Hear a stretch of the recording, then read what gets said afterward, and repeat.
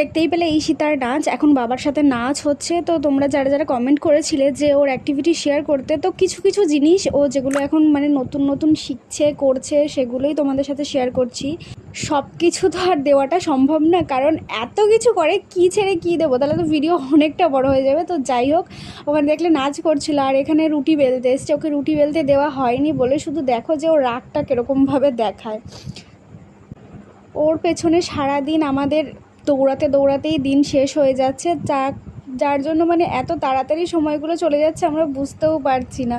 আরও কত তাড়াতাড়ি মনে হচ্ছে বড়ও হয়ে যাচ্ছে। তো দেখো আমি ওকে এখানে একটু রেখে জাস্ট বাইরে গেছি আর এসে দেখি ও এরকম পা ঝুলিয়ে এখানে বসে রয়েছে।